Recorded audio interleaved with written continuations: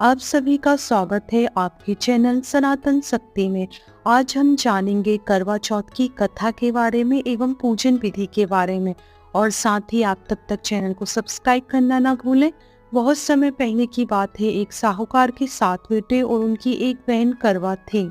सभी सातों भाई अपनी बहन से बहुत प्यार करते थे, यहाँ तक कि वे पहले उसे खाना खिलाते और बाद में स्वयं खाते थे। एक बार उनकी बहन ससुराल से मायके आई हुई थी। शाम को भाई जब अपना अपना व्यवसाय बंद कर घर आए तो देखा कि उनकी बहन बहुत ही व्याकुल थी।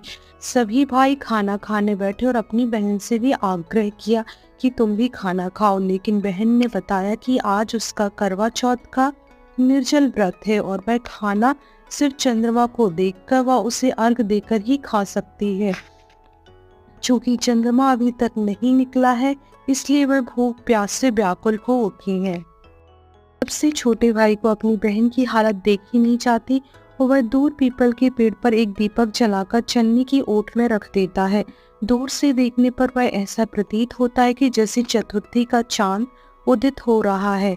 इसके बाद भाई अपनी बहन को बताता है कि चांद निकल आया है, तुम उसे अर्घ देने के बाद भोजन कर सकती हो।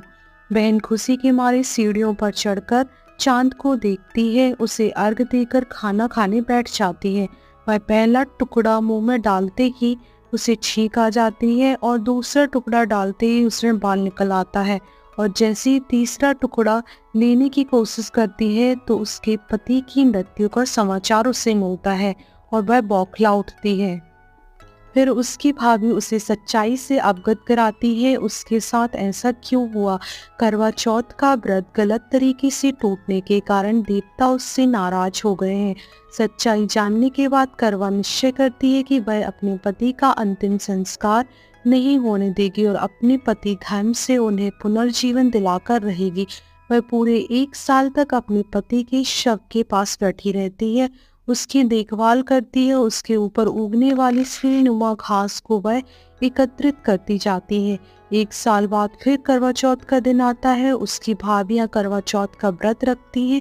जब भाभियां उससे आशीर्वाद लेने पहुंचती है तो वह प्रत्येक भाभी से यम सुई ले लो, पिए सुई दे दो, मुझे भी अपनी जैसी सुहागिन बना दो, ऐसा आग्रह करती है। लेकिन हर भाभी उसे अगली भाभी से आग्रह करने का कह जाती है।